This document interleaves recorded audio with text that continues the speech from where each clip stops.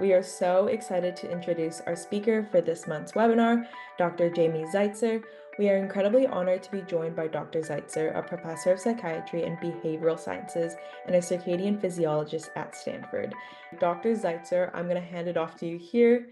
If you can just take it from here. I'm excited to be here and to get with chat with you all. Um, I just wanted to give a little kind of background on kind of how I got here in terms of, um, if you're interested in kind of neuroscience and how to get into that, just to get a little context, and then I'll talk a little more about sleep, especially hopefully sleep that is actually relevant to you all. Um, so. I wish I could say that I started out in high school thinking that I wanted to get into neuroscience or sleep or anything like that, and that this was a very linear pathway. You guys are way ahead of me in your interest in this. I had no idea. First of all, neuroscience wasn't a separate field at that point. I was in high school in the late 80s. Um, and neuroscience was a field, but it wasn't kind of there was no undergraduate major in neuroscience or anything like that. Um, and so, when I went to college, I wasn't sure what I wanted to do. I liked biology, and I went to a small liberal arts school in New York called Vassar, and the library is well, virtually behind me. I spent many hours there. Because when I went, I was either going to be a biology major or a medieval studies major or an English major. So those are my three big options. Um, and I ended up doing the bare minimum to get a degree in biology, figuring that that was actually a bit more useful.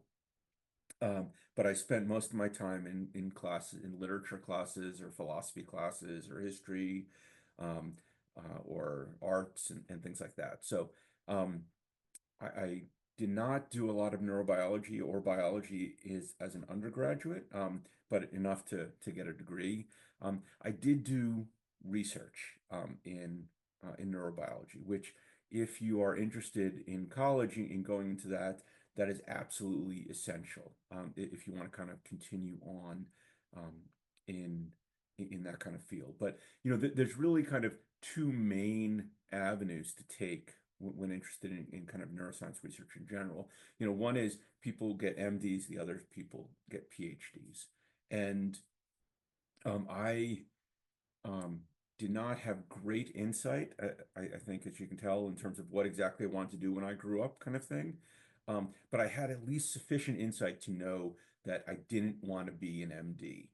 Um, Now, much of my work revolves around medicine, and much of my work revolves around understanding physiology and how to improve the human condition. Like, how do we make people healthier and happier? And that is much of my work, and I love doing that. Um, but I don't have a lot of patience. Well, my wife says I don't have a lot of patience, and you can spell that either way. Um, and it's that sitting down with a person one on one and listening to their problems and then having to figure out what's wrong and treat it. Um, that's not my personality. Um, I don't mind. I have lots of students. We sit down and we chat all the time, and I hear about their problems. Um, but having that as the main function and the main focus of your day, it's an incredibly important part to be able to do as a clinician, to be able to listen to your patients and to be able to hear that and really hear what they're saying. Because many times they're coming in, um, and they come in for one complaint, but really it's the actual problem is deeper. It's like three complaints down on their list, and they didn't think it was a big deal, but being a doctor, you figured this out, kind of thing.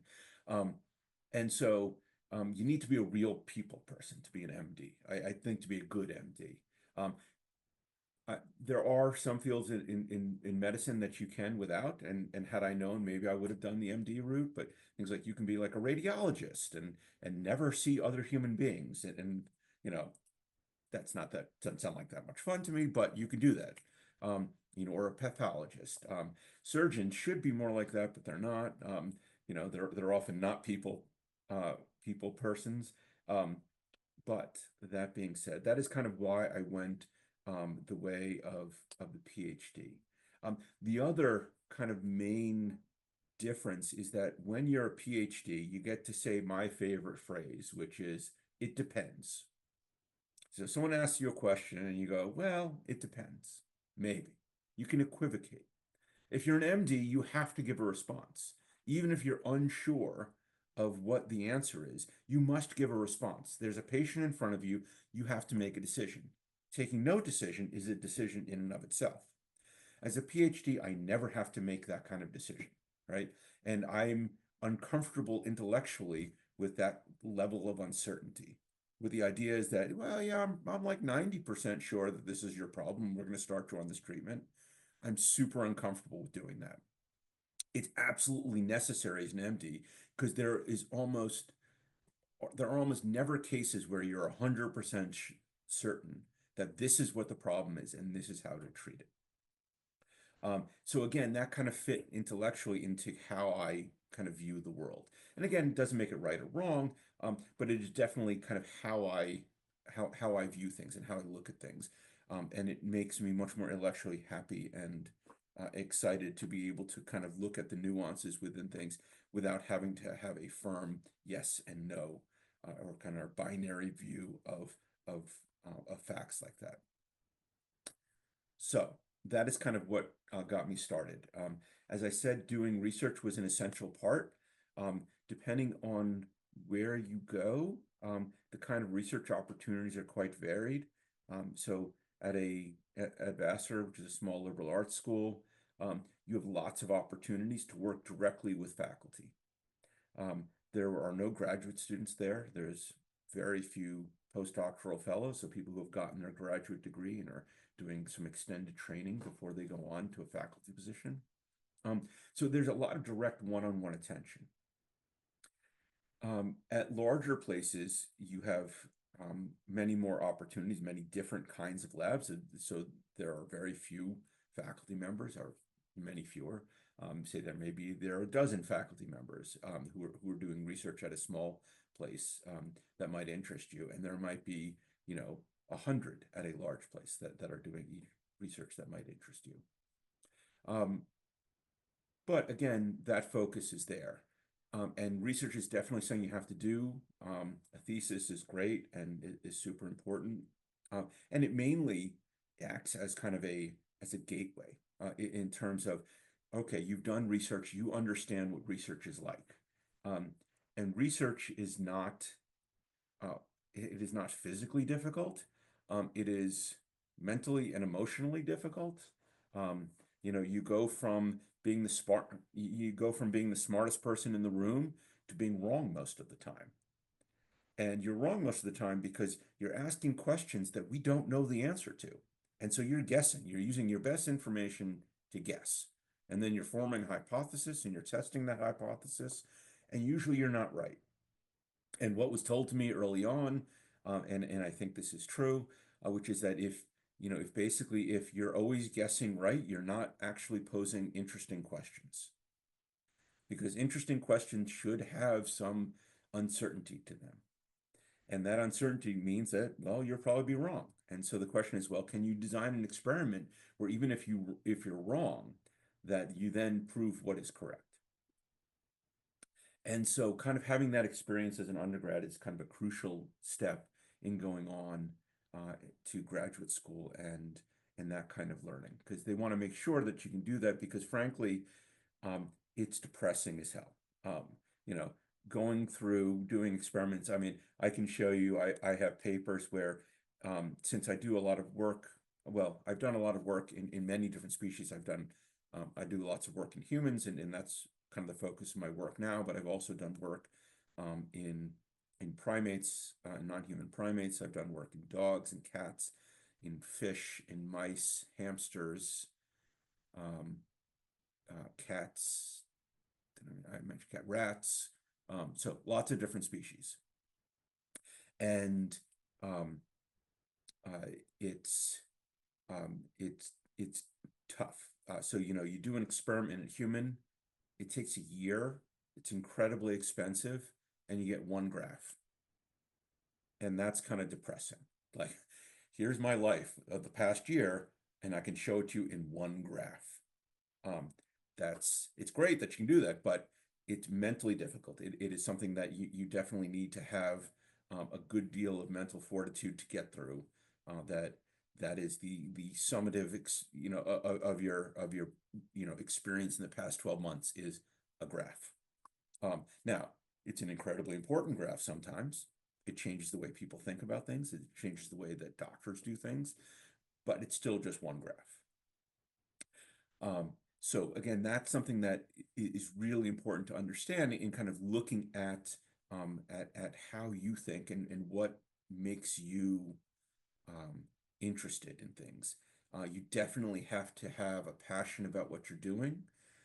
And that passion can sometimes be a purely intellectual passion, or sometimes it's a passion driven by something that has happened that's personal, you know. So I've done a lot of work in breast cancer research, and a lot of the people that I've met who do that work, they've had a family member impacted by it, you know, often a mom or a sister or a daughter who has had breast cancer, and that really made them super interested in like, how do I make this better? How do I fix this? um, you have to have something driving you like that in research. Again, it's too, otherwise it's too depressing just to kind of, you know, not be passionate about what you're working on. So again, these are kind of some of the things that, at least for me, are kind of important to think about before going down that road. Now, again, medicine is great. I love medicine. I just don't think it's personally for me. You can do lots of neuroscience in medicine. There's more and more understanding about it. I am based in the Department of Psychiatry, and so I have lots of colleagues who are psychiatrists. Um, One of the interesting things about psychiatry is that if you're studying psychiatry, they often will say that kind of like the best and worst of med students go into psychiatry. And it's the worst because if you do it poorly, it's an easy job, right? Someone comes in and you say, here's a pill, and then you're done, right? And it's super easy. But that's not being a good doctor, but it's easy. So some people will do that. Um, but it is inherently the hardest because it's incredibly difficult because by definition, if it's in the field of psychiatry, we have no idea why this is happening, how this is happening. So like in the past few years, one of the big things in psychiatry has been like explain brain fog in post-COVID. Like what is going on there? We don't know. And if we knew, in fact, it would no longer be in psychiatry. Because once something is understood, once the neural mechanisms are truly understood about a problem, it becomes an issue for a neurologist as opposed to a psychiatrist. So psychiatry, you're inherently dealing with the unknown. And so a lot of people who are very interested in neuroscience and neurology, neurobiology, they'll go that route. They will go the route of psychiatry, and some will go into the route of neurology. And so again, these are alternate routes. Um, Again, it just depends on kind of what you want to do on a day-to-day kind of level. And then some people will do the MD PhD route. Um, and that's, again, a super cool thing that if you can do is very interesting because many of them will do research and then they will have clinic for a limited number of days per month. And that way they get to continue to see patients as well as then do the research. And I have to say, seeing the patients is very interesting. So I deal a lot with clinicians. I spend a lot of time speaking with clinicians, listening to them. Because you'll find out things from clinicians that don't end up in papers. So when you read papers, and I read lots of papers, and I'm sure you guys have had the experience of reading papers, um, people won't say necessarily what the actual problem is. But when you talk to clinicians, they will tell you what the actual problems are. When you talk to patients, you find out what the actual problems are. And sometimes there are barriers to treatment, and we'll kind of get into this when I talk about sleep in teens, that that are really, really important to understand. Because there's this concept in science, um, which is that there's a difference between efficacy and effectiveness. And efficacy means that something in theory works, right? you can do this treatment, and under ideal circumstances, it works. Effectiveness means, well, in the real world, does it work? So for example, like, oh, I give this drug and it's has a high degree of efficacy in terms of that everyone who finishes treatment with this drug, their depression gets better. And you'd say, well, that's amazing. 100% remission, using this drug. So that would be a highly efficacious drug. But then you look into it and you say, well, it's highly efficacious, but you started 100 people on the treatment and only 10 finished and 90 dropped out because the side effects are horrible, right? It's like, well, okay, so it's highly efficacious, but it's not very effective. Because in the real world, if 90% of the people can't finish the treatment, well, then is it very helpful? Yeah, well, for the 10% that can finish, great, but not for everybody else. Um, so in that sense, so it's great for me at least to get to chat with clinicians, to speak with them, to listen to what they have to say, because I don't get that opportunity with patients as much. So I get it secondhand, but you get some good insight. So going on, if you go into grad school, again, you're going to need to have a good background in your field, have to have good um, good grade point average. When I went in, you had to also take something called the GRE, the graduate record exam. You have to do both the general and the biology. So you have to do well on that. And research is essential and getting good recommendations. And then you get grad school, and it is typically anywhere between 4 and 6, but usually 5 years or so of a deep dive into a topic where you get narrower and narrower. You become more and more of an expert, and ends up when you're at the end of your PhD, you can speak about what you have spent the last 5 years doing with 3 people in the world. Literally. Like when I finished my PhD, there were 3 people in the world I could speak to, in the whole world that I could speak to, who really understood what I was doing, right? That was it. And my graduate advisor was only kind of one of them. There was another guy in Philadelphia and someone else who was in London, and that was it. All right. Those were the 3 people in the world who knew as much as I did about this topic. Now, it was an incredibly narrow topic by the end.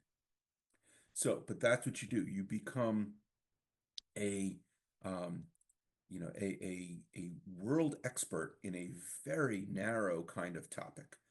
And then after that, then you kind of back out and then you become more of a generalist.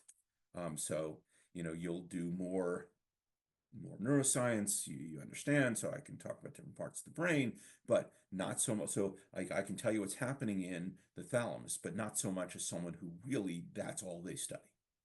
But that's what ends up happening. You become very, very expert in a narrow area, and then you'll then get broadened out after that. Typical afterwards, you do a postdoc. So I did, as Irene mentioned, I did a postdoc at UCLA. Oh, so I should mention. So I went to Harvard for graduate school. I went there because I wasn't sure what I wanted to do, and it had a really big program, and sadly, it's got a good name. All right. So Vassar is a fantastic college. Anyone who's interested, I would super highly recommend it. I had a wonderful time. It's an amazing education. However, many people have never heard of the college. In fact, when I came out to Stanford, one of the people I met, an esteemed colleague, said, "Isn't that a girls' school?" To which I said, "Yes, yes, it is." Because my name is Jamie, they didn't get it, they didn't catch it. So I was kidding, but the point is that not everyone has heard of it. Everyone has heard of Harvard. So I figured, you know what? If I get a PhD at Harvard and I decide not to go on in neuroscience, that's not such a bad thing, right? So that was part of it. Again, part of it was that it had a very large program in neuroscience. There's more than 100 faculty members that you could choose from, and I wasn't sure what I wanted to do. So I thought that would be very helpful. Um, and so yeah, so I thought that would be, if nothing else, it would be an interesting time. And then in grad school, you usually spend your first 2 years doing lots of coursework, basically to get everyone up to speed. And then you start doing rotations to basically find the lab that you're interested in. And again, my interest at that point was kind of the biological basis of behavior. And I had heard a lecture and was fascinated by this idea that there's a single place in the brain. It's a nucleus called the suprachiasmatic nucleus. It's very small, it's very tiny. There's about 10,000 neurons, some of the smallest neurons in the brain. It's very dense, and it's about the same size in a mouse as it is in a human. And that this is where circadian rhythms come from. If you take this out, you don't have circadian rhythms. And I thought, for me, that was fascinating. The idea that there was a place, one place in the brain that controlled this entire set of behaviors. So that sent me down this rabbit hole of studying circadian rhythms, which I've done for the past 30 years. And then circadian rhythms led me into sleep, where I've done quite a bit of research in the sleep area and kind of looking at how sleep and circadian rhythms kind of combine. And so again, that's something that you do. Again, you do these rotations where you figure out what kind of labs. And I did my first lab that I went in was a circadian lab, but it was molecular biology. And I had done molecular biology, but I found out when I was in that lab that it's not something that I wanted to do every day. And then my next lab was a lab that was doing human circadian rhythms, and that really stirred my passions and it really drove my interest. And I really liked that level because it was something that was a little closer to physiology, which is truly what I'm passionate about in that area. And then I did another rotation in a lab that did electron microscopy of um, uh, of um, of the retina and looking at retinal structures. So this is kind of what started me. And again, by the end of graduate school, I was firmly entrenched in the area of sleep and circadian rhythms. When I finished, I had kind of three offers. One is I had an offer to stay at Harvard to continue to do a fellowship there. Um, I had another offer to go to Oxford to do a fellowship there with one of the other three people in the world who knew what I was talking about. Or I could go to Los Angeles, where my, at the time, girlfriend, now wife, so that's worked out, was in medical school. And so I wanted to see if that was going to work out. So I went to UCLA and went to a totally different kind of lab. They were doing stuff. It was an epilepsy lab, but they were doing really neat stuff, and they had a position, so I took that, and I spent 2 years there, and then my wife got she finished her medical school, and then got placed for residency up at Stanford, and so I joined a lab up there and started doing mouse work because that's what they were doing, and then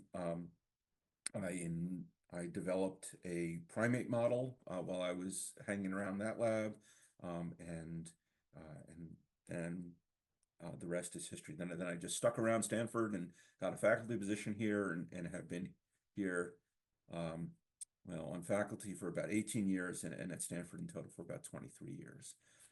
Which is weird because if you ask me where I'm from, I'll still I'll still say New York.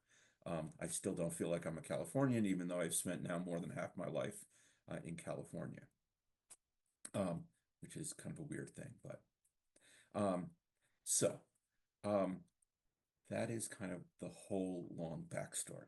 So, this kind of, I have had the opportunity in doing this to kind of explore many different aspects of neurobiology and neuroscience, using lots of different animal models. Um, so I treat animal models quite seriously, in that if you are going to do an animal model and not work on a human, there should be a good reason, and convenience is not a good reason, or the ability to do it is not a good reason. So there should be a very good one. Um, so for example, when we studied, where I studied monkeys. I studied squirrel monkeys, which are these really super cute monkeys from South America. Um, and we did we studied them because we were interested in, or I was interested in, um, the function of this peptide in the brain. And the only way to study it, um, is looking at cerebral spinal fluid. And so we could obtain that using basically by briefly anesthetizing the monkeys and then taking a CSF sample. So the entire procedure from anesthetizing them to them being running around the cage again was about 15 minutes. So it wasn't a particularly invasive thing, but we found out something incredibly important about kind of the physiology of what this molecule is doing in the brain. And now there have been medications that have been developed based on this information that helps people who are shift workers. So we went from studying this in this primate model and understanding that this molecule calls hypocretin. And if you don't make hypocretin, then you have a sleep disorder called narcolepsy. But the question that intrigued me at the time was, well, we know what happens when you don't have it, but what is it normally doing? And based on a variety of studies, we developed this and tested these things over several years in this primate and basically found out that it is responsible for driving, for the circadian system's ability to drive alertness. So what does that mean? Well, basically, um, when you sleep, right, your biological process that is driving when you are sleeping is kind of driven by two different things. One thing is how long you've been awake, and the other thing is the circadian clock. So the circadian clock, the key cool thing, like if you remember one thing about the circadian clock, is that it is incredibly important. So if you look at circadian rhythms, and I'm a bit of a homer because again I've studied them for 30 years, so they're really interesting to me. Um, there's something absolutely fundamental about a circadian clock because every single organism on the planet Earth that has ever been studied has been shown to have a circadian clock. So this is this near 24-hour oscillation that happens intrinsic to the cell. It is basically like having a watch, right? It's a biological watch. It allows you to tell what time it is.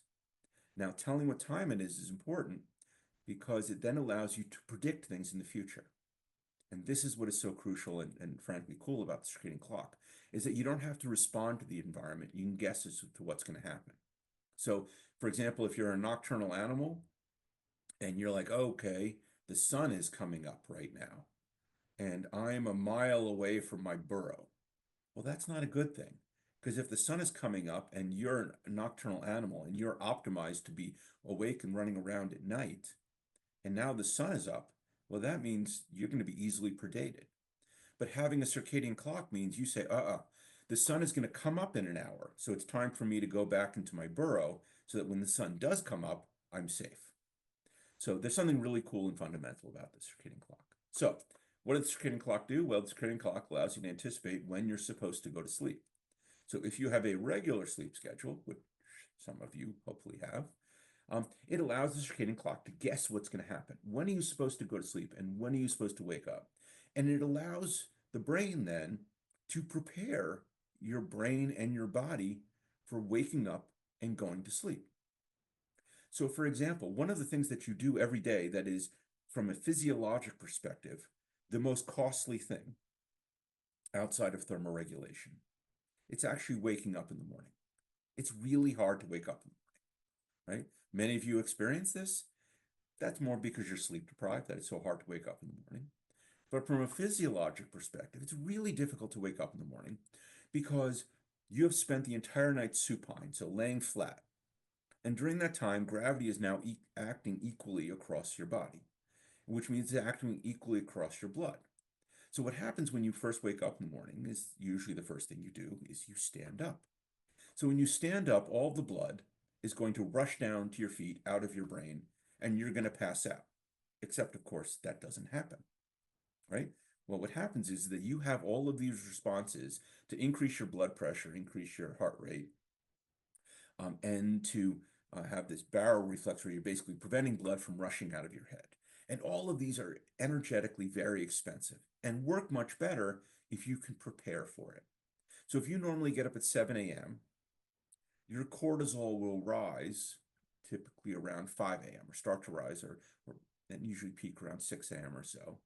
And cortisol is super important for getting this energy that you need to do this, to stand up. Now, you're young, you can do this. So even if you've got a weak circadian clock, you can do it, and it's not much of a problem. As you get older, it becomes more of a problem. And you may experience what will happen is like if you ever have to get up in the middle of the night, if you ever get up like you have to you wake up at like 2 o'clock or 3 o'clock in the morning and you have to go use the toilet and you stand up and you feel dizzy for a second, right? You grab the side of the bed, then you're fine, right? So that is basically not being prepared to stand up. Now you're young, you can recruit stuff, you can compensate for it, no problem.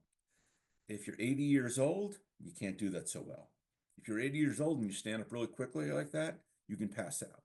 And we actually think that many times people who wake up in the middle of the night and they'll break a hip or they'll get a head injury because they collapse, what's actually happening is they're actually passing out because they don't have the energy to stand up. So they get up to go use the toilet and then they pass out and then they fall and injure themselves. So the circadian system, super important for this. So the circadian system is helping you understand when your body is supposed to be awake and when it is supposed to sleep. It's not saying that you can't do it. So if the circadian clock is expecting you to be asleep, it's not that you can't be awake, it's just harder to. So the circadian clock is expecting you to be asleep at 4 in the morning. It doesn't mean that you can't be awake, it's just harder to. And the way that you really get firsthand experience of this is whenever you travel across time zones. Jet lag, fundamentally, is the circadian clock telling you to do one thing and behaviorally you wanting to do something different. So that's what the circadian clock is doing, right? It's telling you to do things when behaviorally you want to do something else. You say you want to sleep now, the clock says, I want you to be awake. It's not impossible to sleep, it's just much harder. So again, when we were doing the animal work, a lot of that was trying to understand what was going on there. And in fact, I stopped doing the animal work because the questions that we had were becoming much more invasive.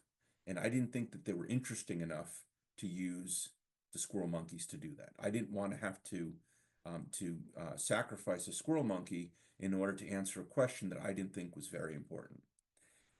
So in the end, when we were all done with them, there ended up, if you're local to the Bay Area, if you ever visit Happy Hollow or the San Francisco Zoo, you can see some of the squirrel monkeys. They also live a long time. So we had young ones. They've been around a while, so you can visit them. They're very cute. They're very friendly. And I'm very excited that I don't have to chase them around the cages anymore. Because they have a real tendency when they get nervous to jump over you and poop on your head when they're jumping over you, which is as gross as it sounds, if not grosser. But that's where you wear a hairnet. So um, uh, that's just an aside there. So um, what we find out, this molecule, super important for kind of this alertness effect in the afternoon. And this is the alertness effect that causes shift workers to be unable to sleep during the daytime. So shift workers can typically sleep around 4 hours during the day. It's really hard to sleep more than that. So we took shift workers, we said, okay, you know what, do whatever you do. Have these crazy schedules that you have. All we ask is you take this pill before you try to sleep during the daytime. Half of them got placebo, half of them got a pill that blocks this peptide. And what we see when you do that is that you go from sleeping 4 hours to sleeping 6 to 7 hours. So a huge change in the amount of sleep that they can get just by taking this pill. And fortunately, this pill doesn't do that much else except block this one particular peptide. So it doesn't have a lot of side effects, so it's great. And so, this is where you spend all this time developing all this thing and you help a whole lot of people. Because shift work is something that is not going away. It's really inconvenient. We cannot fix it. We can't make you super alert at night and be able to sleep all day without using medication. But it's invariably going to happen because I don't think you want to call up, the fire department and say that my house is on fire and they go, well, it's 3 o'clock in the morning. We'll send people over at 7 when they get in, right? Or you're in the hospital and you're like, my gallbladder just burst. And they're like, sorry, there's no one here. You know, there's going to be professions invariably that entail shift work. And the question with shift work is always just how do we kind of, how can we develop certain safeties to keep people as safe as possible because their brain is definitely not working as good as possible. And in this case, it's how do we get people to get more sleep during the day so they're actually more alert um, when they're on shift and better able to do their job. So that is kind of intro to circadian. Now, we also are very interested, again, this a lot of my sleep stuff it revolves around the circadian clock. Um, we're also super interested in it happens with adolescence, right? So during puberty, there's a latening in the circadian clock. The circadian clock starts to tell you to go to sleep later during puberty. We don't know the exact mechanism of how this works, but it works, right? So people, when they're 17 years old, generally do not go to sleep at the same time as they did when they were 9 years old. And again, this is a biological process. It's pushing later. And in fact, a lot of people try to go to sleep earlier, and it's very difficult to go to sleep earlier. So if you're trying to go to sleep early, like your parents tell you, oh, you need to get more sleep, you have to wake up at 6 o'clock in the morning, you got to go to sleep earlier, it's really hard. It's just like jet lag, right? You're trying to go to sleep when your circadian clock is telling you to stay awake. Total biological. Now, it's made worse because as you get older and become a teen, as an adolescent, you also have lots and lots of things that will keep you up late at night that didn't necessarily keep you up late at night when you were younger. You have many, many more social opportunities as you get older, right? You've got more homework to do as you get older. You've got more athletic events that start and end later as you get older. Um, People do more late night gaming when they get older. And when we've spoken to adolescents, so when I started this project many years ago, I thought that teens were going to be like I was when I was a kid, which is not the most organized human being, right? And so, like, I would be doing homework late at night. Why? Well, because I just didn't think about starting it earlier. And so I thought, well, if we could just get them more organized, that would help. And the answer is no, that's it's not true. Even if when we take teens and we get them more organized and they get to do their homework earlier, then they'll do social media later. If we get them to do social media later, then they'll do their homework later or they'll play games later. There's always going to be something. And a lot of it is because basically when you're an adolescent, you're practicing to be an adult and your parents are either not awake or at least they're not bugging you um, and telling you what to do, or they're not there to give you advice or anything like that. And so you're practicing, and it's something that is very precious and is very important to development. And so going to sleep earlier doesn't sound like a good idea. However, high schools start early. There's a California law that passed for those of you in California, um, that I think high schools stand, except for some unusual exceptions in rural areas, high schools can't start before 8 o'clock in the morning, which is great, except that a lot of teens don't want to get up until like 11 or 12 o'clock in the morning. So it helps, but it's not perfect. Um, the problem is that if you were going to sleep at 1 or 2 o'clock in the morning and you're getting up at 7 o'clock in the morning, you're getting like 5 or 6 hours of sleep. Now, there's a bell curve for how much sleep people need, but in general, teens are going to need about 9 hours, right? So that's definitely not enough. And then they'll sleep in on the weekends. And then your parents complain that you're sleeping in on the weekends and you're lazy. It's not that you're lazy, it's that you're totally sleep deprived. So it totally makes sense to sleep in on the weekend because you haven't gotten enough sleep. So can we make school start late enough so that teens can get enough sleep? Well, I mean, it's a possibility, but I don't think that's happening anytime soon. I don't think that's going to happen anytime soon that in-person school is going to be starting at 11 or 12 a.m. and then you can go to sleep at, 1 or 2 o'clock in the morning and then get enough sleep. Again, it's possible, but there are many, many pieces that are moving there that make that unlikely. Um, the more likely scenario for something like that happens is if we sadly go into a position where everyone is online again, then sure, you can go to school like in a different time zone, So the teachers will start at 8 a.m., but for you, hey, it's 8 a.m. So you're in California, but Or I should say, you're in New York, but you're going to school in California because, what's the difference? It's online kind of thing. Um, and so, but beyond that, I don't think that's going to change anytime soon.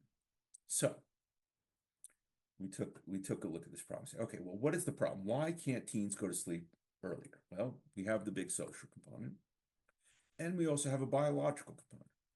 And as I mentioned, if you just take the biology and you tell teens to go to sleep earlier, they won't, right? Or they say they will, but they don't, right? So what we did is we actually took teens and we did this kind of we gave them this special intervention. And the intervention is basically placing a light in their room. And the light has these brief camera flashes that go off. And the camera flashes happen about once every 15 seconds.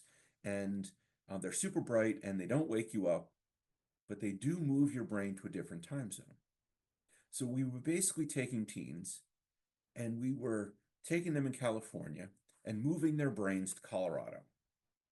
And so we thought is okay, now that normally they want to go to sleep at 1 and they've said they want to go to sleep earlier, right? Now, if we just tell them to go to sleep earlier, it's very difficult. If we tell them to go to sleep earlier, we can get around 10 minutes of extra sleep, right? If we work really hard to get teens to go to sleep earlier, they can get around 10 minutes of extra sleep per night. But their circadian clock is preventing them from going to sleep much earlier. So we're moving the circadian clock earlier and say, well, if we move the circadian clock earlier, now they're going to want to go to sleep an hour earlier. And we ran 100 teens through this protocol. It was very complicated. It was super laborious. And what we found is we invented a brand new way of pissing teens off, which, as you might imagine, is not a complicated thing to do. I can make my teenage daughter pissed off in like half a second just by saying things like good morning to her. Dad, okay, all right, I'm sorry. I didn't mean to like say good morning, right? But we did it in a much more complicated way. So what we found out was that the teens were getting tired earlier, but not necessarily going to sleep earlier. So what we did is we then took that and said, okay, so again, I came at this as a biologist. This is my training is in biology, not in psychology. And I came at it from a biologist point of view. If you make them tired earlier, they will go to sleep earlier. And obviously that didn't happen. So I teamed up with a psychologist who basically said, okay, well, why don't we develop this program to basically try to convince a teen to want to go to sleep earlier, right? And so we did that. So now we developed this program to try to convince a teen to try to go to sleep earlier. And if you just do that, again, you get around 10 minutes of extra sleep per night. But if you combine that, you combine the behavioral intervention with this biological intervention, then all of a sudden you get 45 minutes of extra sleep. And so when we did that, very excited, it's over like a month. So during a month, you get 45 minutes of extra sleep per night. And I thought that's great, but let's really push this system. Let's see what we can do. And that's what we're doing right now. Right now, what we're doing is saying, okay, that's a month. How about over an academic year? Do students really continue to get 45 minutes of sleep every night for a whole year? Or at some point, do they just say, forget it, I'm done. I'm going to sleep again, 2 o'clock in the morning. And then the important question becomes is, so what? I study sleep, and I can tell you most people don't care about sleep. The thing they care most about with sleep is that when they wake up in the morning, they don't feel bad and they don't feel tired. Well, you can kind of get used to the not feeling bad and the not feeling tired. Well, there's a reason that caffeine is the most popular drug in the world, because that gets rid of the feeling of being tired. Now, again, it doesn't correct all the things that you missed by not having a sufficient night of sleep. So you've had an insufficient night of sleep, you get rid of the tiredness, but you still can't pay attention in class. You still can't consolidate your memories, right? You're still not going to perform as well on the athletic field. You're still not going to be as good with your friends, right? All of these things are important with sleep. With sleep, it restores your emotional capacity to deal with stress, to deal with friends, to deal with all sorts of things like that, to not feel depressed. All these things are associated with sleep. To perform better athletically, to perform better academically, to feel better, right? Your metabolism is better, your immune system is better. Everything is better with getting more sleep. And I can tell you right now, I can convince probably a handful of teens to get more sleep just based on that information, right? However, what you do is you figure out what's important to the individual. Really, if friends are important, it's showing how getting an hour of extra sleep might be better than spending an hour more using social media. And the question is, well, does that stick, right? Does it have stickiness, right? Will it last? Will it last more than 4 weeks? Will it last a full academic year? And so this is what we're doing. And then just to convince the parents, right? Because the parents is a different issue. Convincing parents about why this is important is tough. We've done a lot of studies here in the US. We've also done a lot of studies on this in Taiwan. And when we speak to parents in Taiwan and we say, sleep's very important, and they go, okay, that's nice. And you say, well, and your child is falling asleep multiple times a week in class. And they go, that's good. It means that they're studying hard. And I'm like, no, that's terrible. Because if you're falling asleep in class, it means you're not awake. You're not paying attention to what the teacher is teaching. It also means that even when you're awake, you're sleepy and you're not getting it. And if you're not getting enough sleep, one of the critical things that sleep is doing is that it's moving information. It's moving information from short-term knowledge into long-term knowledge, right? So it's taking these facts, right? These singular facts and integrating it in with what you already know. So this is a crucial step. So what are we doing for the parents? Well, parents might like that their child is feeling less depressed or that their child is getting more sleep. This is all very nice. But here's what we're doing for the parents. And it's a long shot. I don't think it's going to work, but we're doing it. Is we're giving our students the math SAT again, right? We're doing it in the beginning and the end. And if we can show that the math SAT improves using this intervention, forget that they're getting an hour more sleep per night for a year. If we can show that their math SAT scores go up based on this passive intervention, all of a sudden parents get very interested. And so this is what we're doing. It is very difficult to change behavior. So what we kind of learned in this study is that, in order to change behavior, you have to figure out what are the biological impediments. So what is happening biologically that is preventing you from changing behavior? Then you fix that. And if you fix the biological impediments, then you have to go after the psychological ones. Psychologically, what is impeding this behavior? Because again, people are not typically, adolescents are not staying awake late just to piss off their parents. Some do, but many aren't. They're doing it because they're having fun. They're enjoying it. They're doing something that they like, right? It is not just out of spite that they're staying awake late, right? They're doing something they want to do. So how do you convince them to do something different, to choose something different? Because frankly, if they don't choose to do it, it's not going to happen. And that's what happened in the first study. We didn't work on that. We helped the biology out, but we didn't work on that choice component. And again, when you're looking at something like sleep, right, you're not dealing with something that's short term, and which is critical. Like when we work on problems of things like jet lag's easy, right? Because people will do something. If you say, okay, here's this weird thing you have to do, and you do it for 2 days, and your jet lag will be better. People are like, sure, 2 days I can do that. For an adolescent, it's like, okay, here's this thing you have to do, and you have to do it every single day until you go to college and have classes that start at 10 o'clock in the morning. That's a lot trickier. By the way, any of you who are going to go on in biology, yeah, you're still getting up early in college. Those you Monday, Wednesday, Friday, 9 o'clock. Just put that in the book right now. That's the class that you're going to have. If you end up being a science major, every science major has Monday, Wednesday, Friday, 9 a.m. It doesn't matter what department you're in, that's the class that you're going to have. Not that I still resent my liberal arts major friends who didn't start class until 10 on Tuesdays and usually after 1 on Monday, Wednesday, Fridays. I'm bitter about that. But that being said, it's not going to be that much earlier in college. So again, and this is something that, this is the kind of thing that I spend a lot of time thinking about is how you change people's behavior. And so one of the things that we're working on now is we're looking at things like changing sleep behavior in the population at large. And so, many of you might have or know people who have things that, devices that track sleep. like a smartwatch. You might have an Apple Watch that tracks sleep, or you might have an Oura Ring that tracks sleep, or you might have a Garmin that tracks sleep, or a Fitbit that tracks sleep. So first of all, if you're a good sleeper, these things are perfectly accurate, right? If you are a bad sleeper, they are incredibly inaccurate, right? So if you are a bad sleeper, the amount of sleep that you are getting has very little to do with what this device is saying that you are getting. So that's problem number one. Problem number two is that the information that it gives to you is not actually helpful. Telling you that you had a good or bad night of sleep based on really bad data to begin with is not helpful. You were there. You know how you slept. Do you really need a device telling you that you didn't sleep well?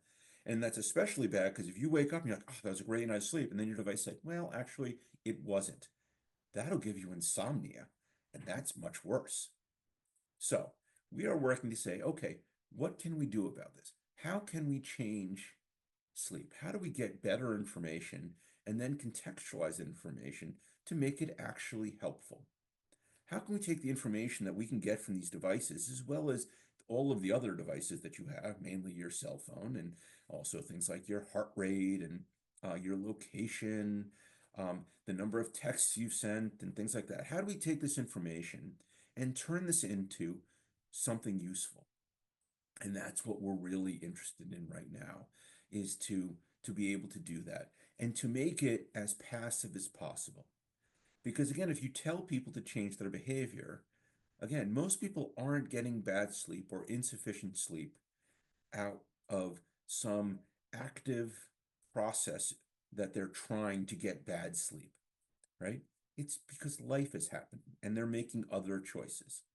We're just trying to help, saying, okay, let's just say, okay, every time you go to the gym and you come back and you shower and then you go to bed, you would get a bad night of sleep if there is 30 minutes in between the end of your shower and the time that you fall asleep.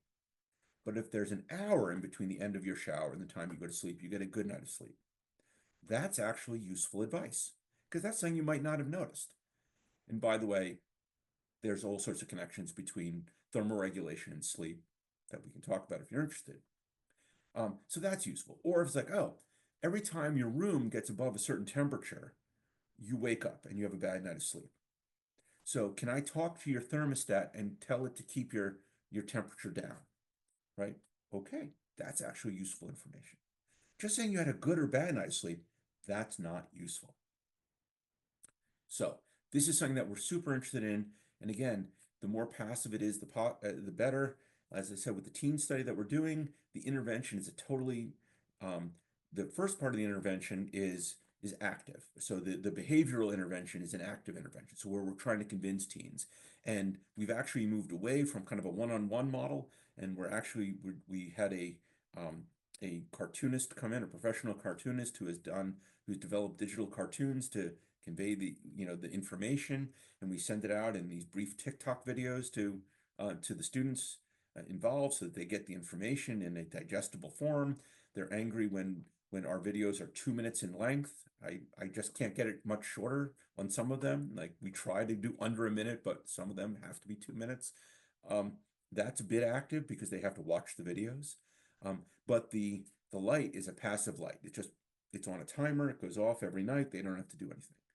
And for something long term, it has to be passive. And in thinking about behavior, and if any of you go on into looking at neuroscience and behavior, you can understand all the circuits you want, but you really have to understand how people work because you can manipulate circuits, but if that's not actually changing something in terms of the behavior, then it's not very helpful. And so just kind of as a last note on that, there are all sorts of interventions that have been very helpful for helping people with various kinds of issues, chronic pain, depression, anxiety.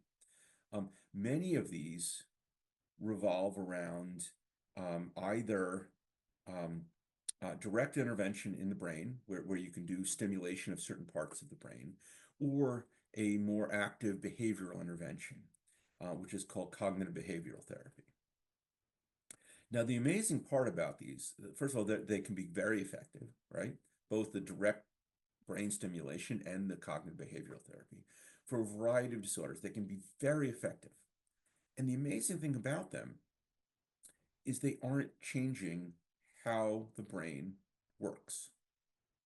What's happening is they are changing is how you respond to your brain. And let me explain that.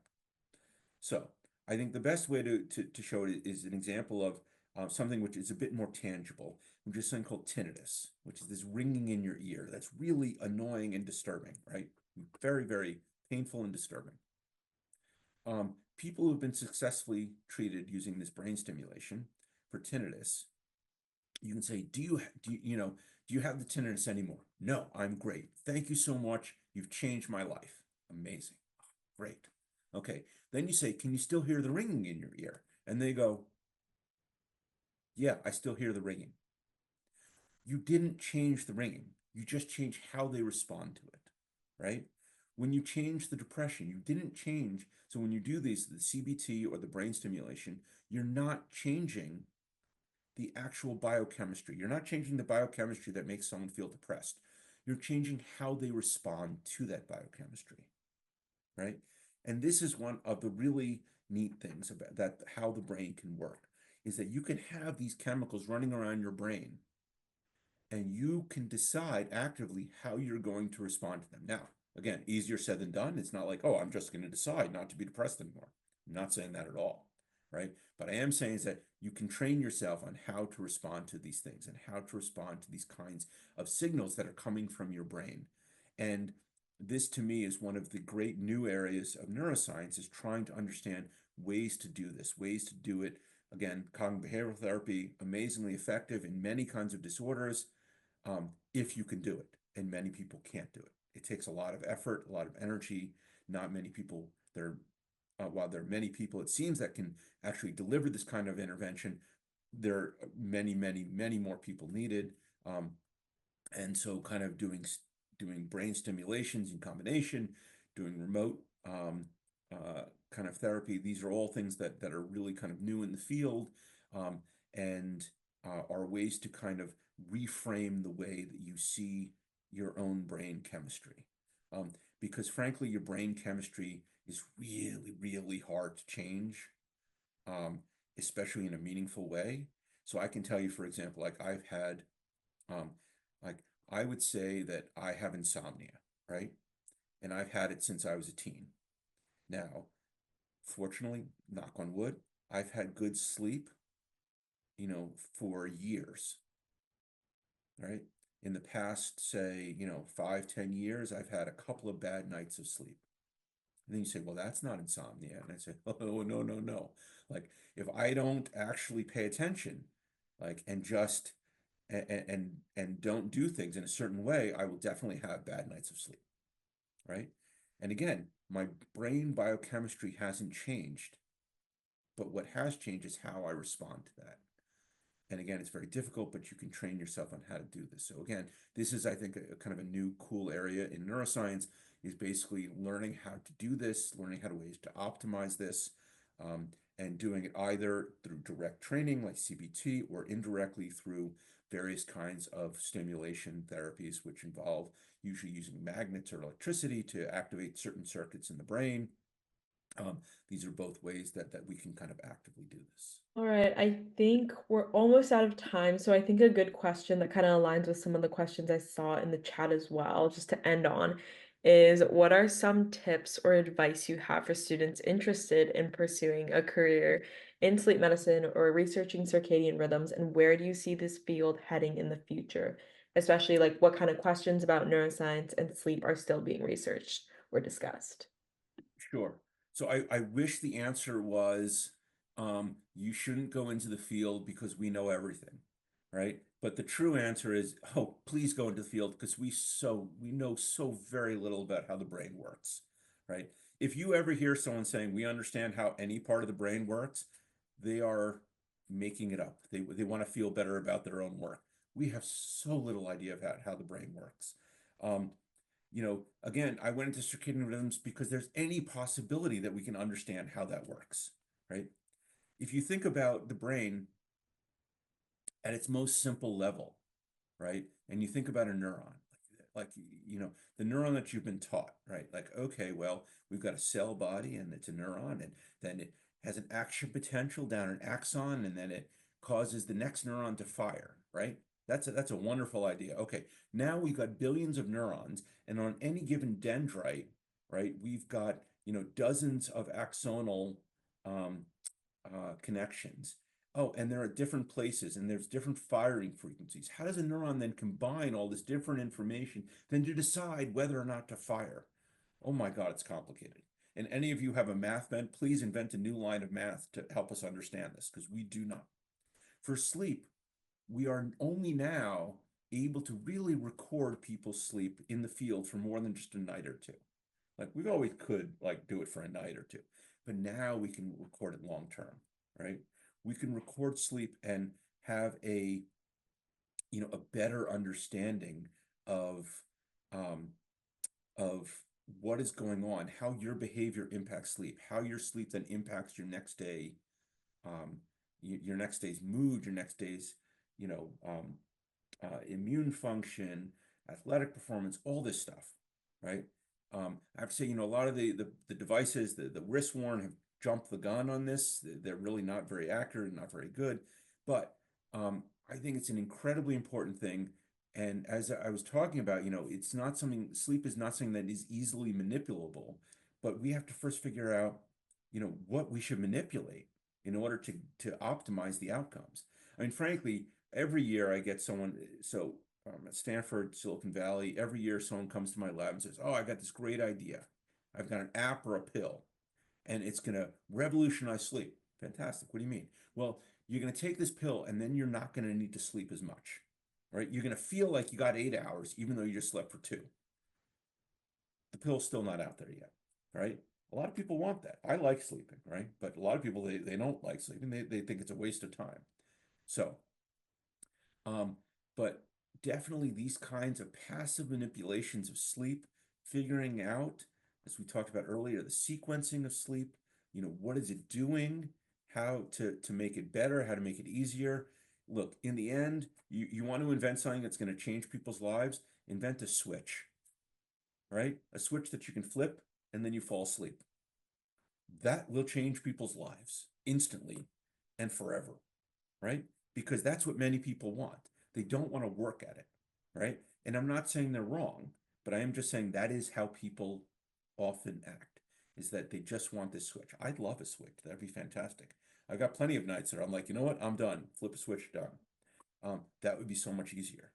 Um, and so there is a tremendous amount that can be done.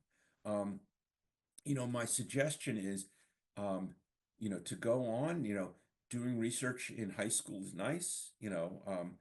I've worked with high school students in the past. We typically have had, high school students, like when I work with high school students, it's very difficult to have high school students physically present at the lab. There's all sorts of rules and regulations. My lab happens to be at a VA hospital, and so it's very difficult to have people at the lab. Um, so, I usually it's helping them design a study to explore on their own. Because the hardest thing in science that you will do is ask the right question, right? It's easy to write a question, to come up with a question. Questions are easy, right? I can ask any of you, you can come up with a question. But the right question, that's hard. And I mean it because I can tell you is that I've been in this field for almost 30 years, and I've probably asked maybe half a dozen right questions. I've asked a lot of questions. I've published a lot of papers. Maybe half a dozen of them were the right question, right? And if you ask the right question, science is, I look at science as it's a progression. You start with math. From math, you go to physics. Physics, you go to chemistry. Chemistry, you go to biochemistry. Biochemistry, you go to biology. Biology, you go to biopsych. Biopsych, you go to psych. Psych, you go to sociology. This is the pathway.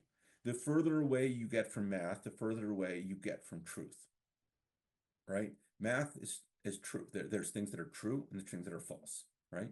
You did the theorem right or not. the further away you get from that, the more uncertainty you get, right? In biology, asking the right question is incredibly hard, but when you ask the right question, you get the right answer. So usually what happens is we ask the wrong question and you get an answer, and it just is confusing because it wasn't the right question, right? So like for years, people thought that stress led to ulcers, and they do, except they missed a particularly important piece of the equation, which is that you also need to have the H. pylori in your gut to get that. And that's why the data was confusing. Once people understood that, all of a sudden all the data fell into place and it was beautiful, right? So I urge you, whenever you're in a science class, if you're ever confused, except in math, if you're ever in a non-math class, if you're ever, well, even in math, if you're ever confused, many times it's because it's being taught poorly. It's not because you didn't get it, it's because it's not taught correctly.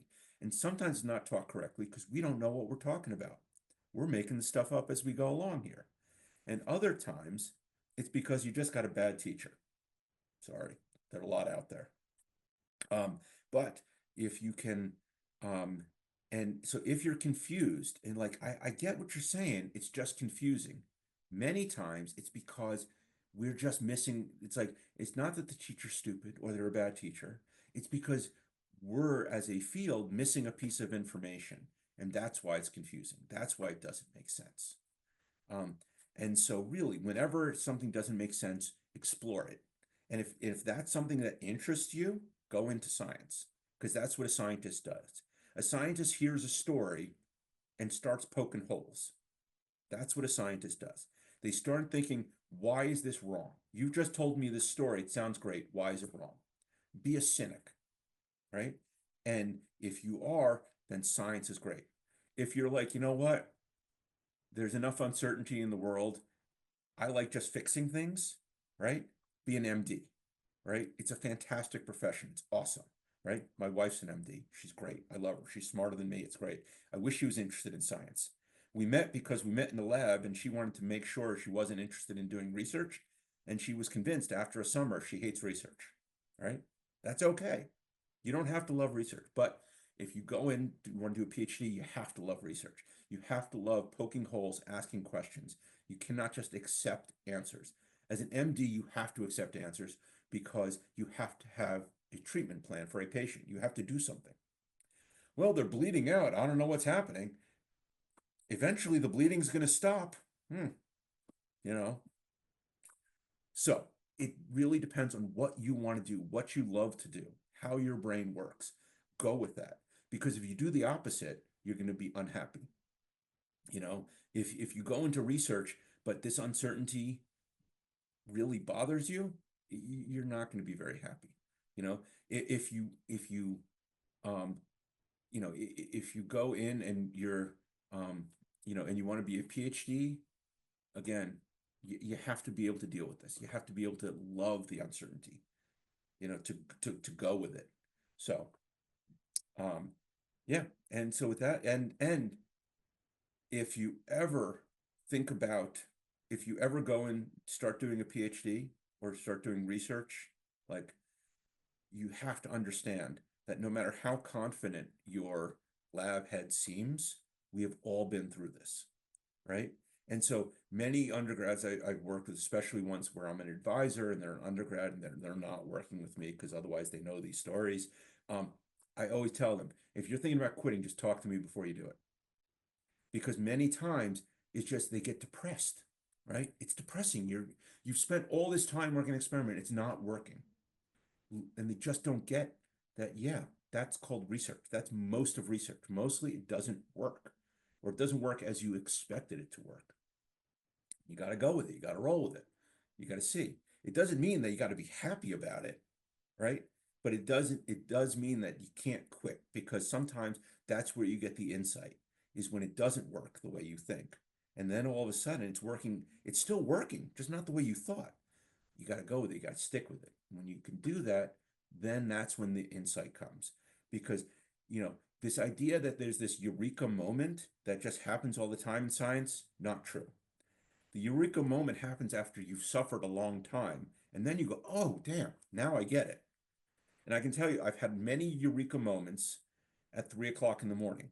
where I've woken up and I'm like, oh God, that's it. And then I write it down. And if you ever have it, I suggest you write it down. And then I wake up in the morning and I look at that piece of paper and I'm going, what? I don't get any of this. None of this makes sense. This is not a eureka moment. This is a fever dream, right? This is crazy. So few and far between, but you got to stick with it. And then when it happens, boy, it feels good, right? I gotta say, if any of you are sports fans, man, it must have been like the Cubs winning the World Series. Yeah, you spent your entire lifetime waiting for that to happen. Now it did. That feels good. But then you get greedy. Then you're like, now I want to have this happen more often. Like this felt so good. Now I want to do this more. And then now, if that happens, then you got the bug. Now you're a scientist because that will keep you going, knowing that that could happen again. So, Irene, thank you so much. And everyone here, thank you so much for attending and listening to me kind of prattle on. I wish you all the best of luck. I hope to see you at a sleep conference at some point. You can come up and say, don't you remember me? And when I say, sorry, I don't, please have pity on me. Um, but yeah, it's a fun field. It's great. Neuroscience is amazing, and there are so many different places to be in neuroscience. So many different levels. You can do molecular, you can do behavioral, you can do electrophysiologic, you can do imaging. There's all sorts of really cool, neat stuff that you can do, but you have to love it. You have to want to do it because it's hard. It's really hard work, and it isn't. You don't get the daily validation of, oh, I fixed this patient, right? It's, oh, after a year, I have this graph. Um, but it's great. And I get to go to the beach every so often when I just want to. If I'm just done, hey, I'm taking off today. So no patience. So that, Irene, thank you so much.